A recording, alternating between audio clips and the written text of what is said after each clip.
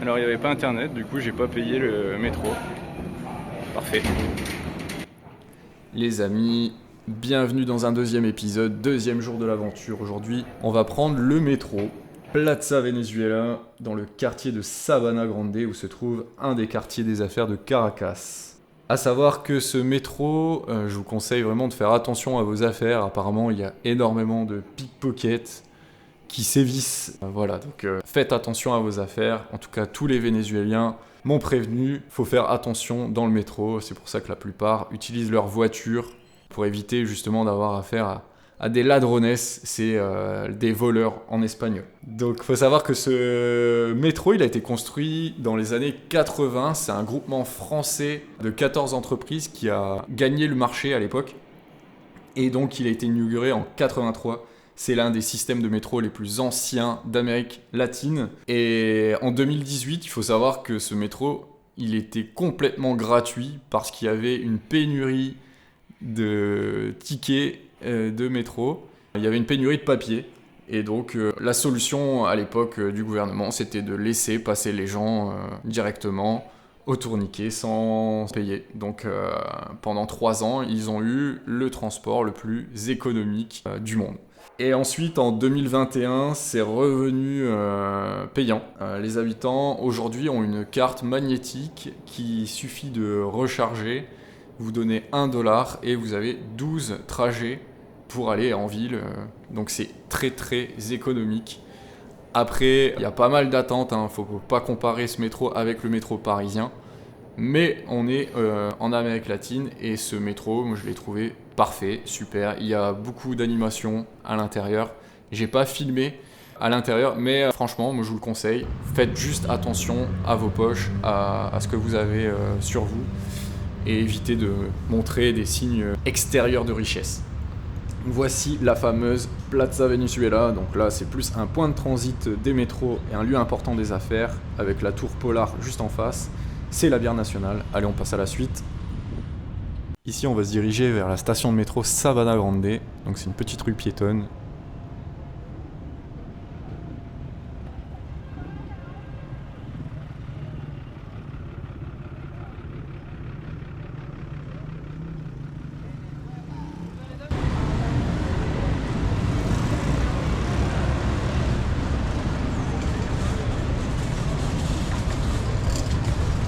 Balles, comme en France.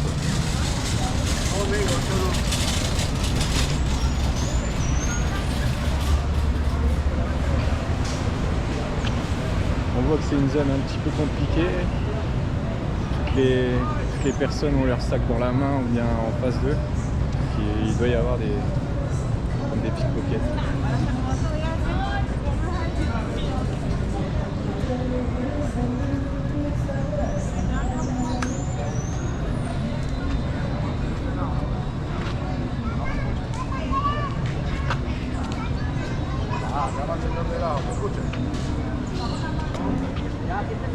Alors ici, ça c'est Farmatodo.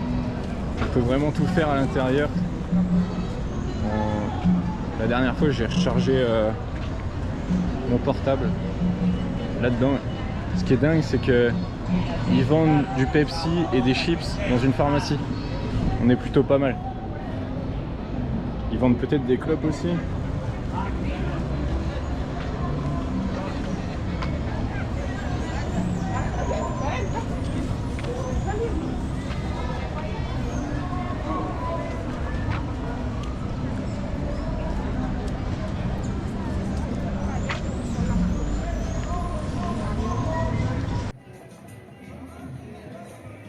Là, sincèrement, on ressent aucune insécurité. Ici, dans une rue passante, commerçante, ça pourrait être très bien une rue française, avec un peu plus de soleil en cette période, mais no problemo.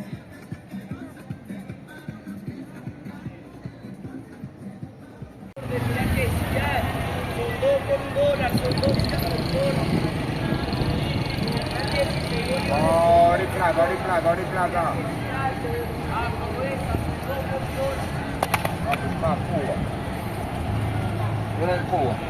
Comment? Era Cuba.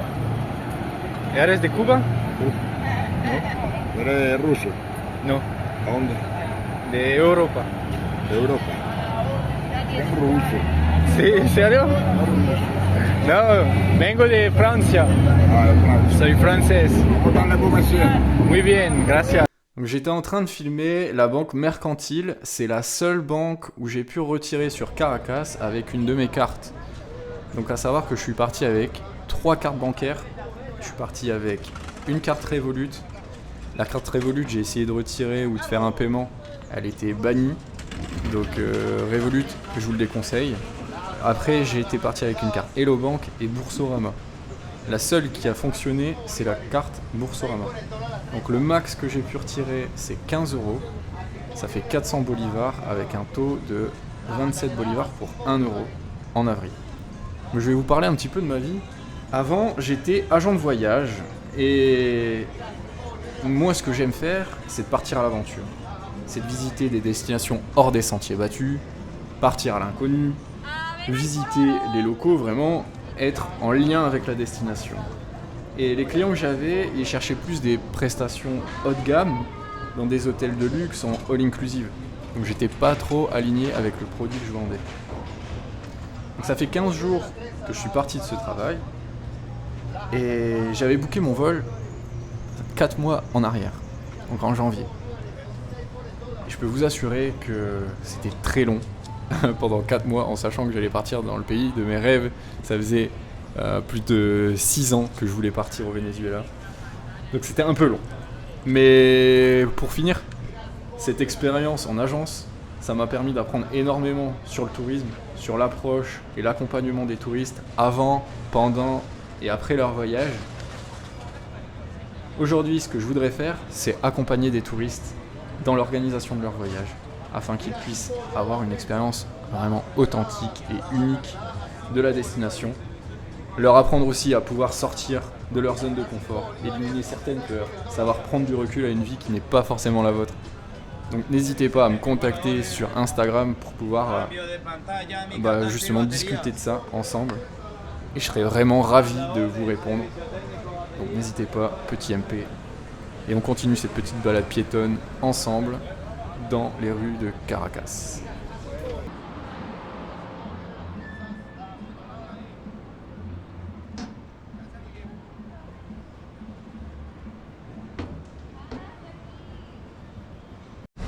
Hola, buenas. Ah, buenas. ¿Cómo te llamas? Mi nombre es Jesús. ¿Cómo? Jesús. Jesús. Jesús. Ok, encantado. Ok. Ok, nos encontramos aquí en la calle donde se... Plaza Venezuela. Estamos en Plaza Venezuela. Ok. Entre Plaza Venezuela y Sabana Grande. ¿Y qué estás vendiendo? Sí, soy vendedor informal. Vendo panes, son trenzas azucaradas acaneladas, Ok. algo así. Soy emprendedor propio, tengo mi trabajo propio, vendo a 5 bolívares, 6 unidades por $1, es mi sustento diario. Salgo todos los días a la calle a llevar el sustento para mi familia. Gracias a Dios me va bien relativamente, aunque soy profesional. No me alcanza el sueldo para trabajar profesionalmente como comunicador social, que estudié en la Universidad Central de Venezuela, y trabajo con mis panes diariamente, humildemente, para poder sobrevivir o vivir. ¿Y cómo es tu mujer está haciendo? Sí, trabajamos juntos. Ok. Ella y yo ambos. Ella en la cocina Ella amasa, y tú en la calle. yo frío, ambos en la cocina, madrugada. Y luego salgo yo a vender en el transcurso del día. A como me vaya en el día, si hay días buenos, hay días mejores, hay días un poco bajos, pero siempre con la bendición de Dios, siempre se sustenta y solventamos. ¿Y a qué hora tú empiezas el trabajo a friar?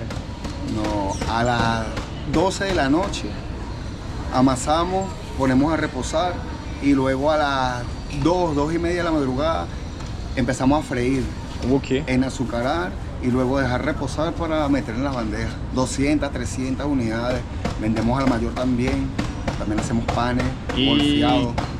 una vez que está vendido, ¿Dónde es el stock? El stock. ¿Has vendido de todo ahora? Sí. Porque aquí, ¿cuántas unidades? Bueno, salí con 300 unidades y me quedan, son 1, 2, 3, 4, 5, 6, 7, 8 por 5, 40 unidades, 40, 50, 60. Ok, casi todo es vendido. 60, he vendido aproximadamente 240 unidades. Desde las 4:30 de la mañana en la calle, 4:30 AM. ¿Ah, sí? Ajá. Y... En la porque- rinconada, en sectores populosos que está saliendo la gente a trabajar. Dame uno, dame una bolsita. Clientes que tengo Ok, es también. como el desayuno por la gente. Algo así. El desayuno, la merienda con un café con leche siempre es bueno. Tengo un cliente, paso por la zapatería, me dejan, déjame uno, pago luego. Fino. Ok. Puros panas. Hay que tener confianza. Confianza. Confianza en Dios, que es el principal. Y confianza en uno mismo. Ok, so, ¿Entiendes? si vous souhaitez manger, ¿cómo se llama? Son trenzas azucaradas. Ok, de tres sucrés, Trenzas tresas. azucaradas acaneladas. En francés se llama tres sucrés. Ah, ok. Voilà. O también popularmente clinejas. Clineras. Clinejas. Ok. Por su forma. Una forma de clineja. Son así. Voilà, voilà. Jesús, muchas gracias. Ok. Encantado igual. Si Un quieres, puedes venir aquí en esta zona. Esta es Plaza Venezuela. Se puede conseguir las tresas. Las trenzas azucaradas. Saludos. Alors juste en face, c'est les pompes à essence PDSA. C'est l'entreprise nationale qui fournit l'ensemble du pays. Et c'est un sujet très intéressant que j'aborderai dans une prochaine vidéo. Le pétrole.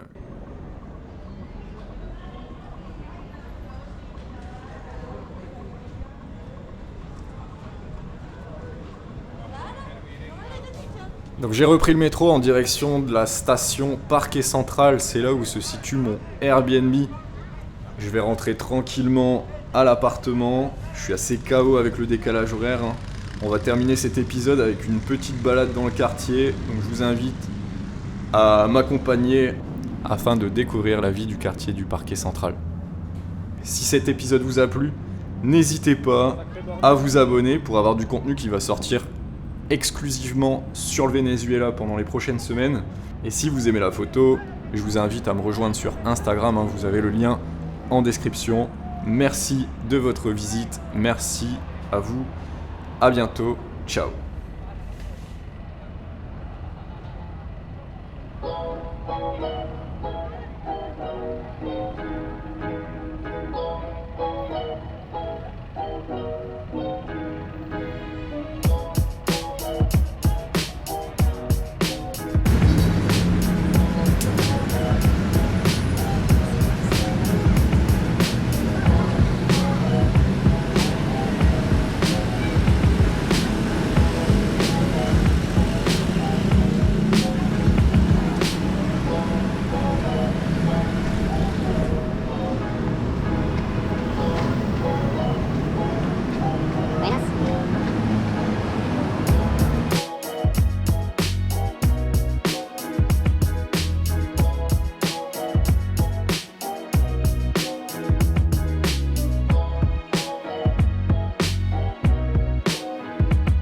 Sube hasta el cementerio.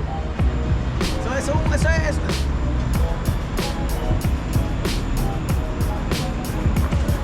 Yo pensaba que hay No, eso llega a una parada, eso es como un barrio arriba. Eso, así como tú ves así el barrio, eso llega allá arriba. Ok. Va a llegar. no, así. ¿Y es seguro de ir de acá o Ah, seguro allá? Sí. por allá. Ok.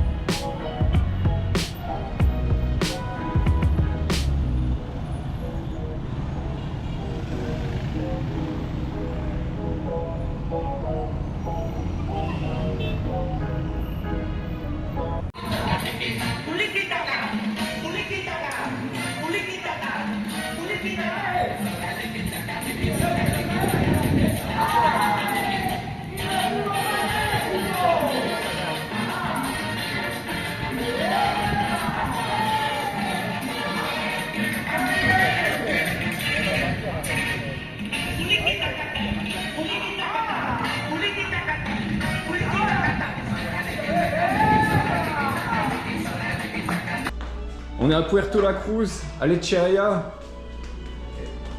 Voici Monsieur Ramon Bonjour, monsieur César. qui m'héberge. Allez-vous? Ça va très bien, Ah, bien ok. dormi. Ah, qué bueno.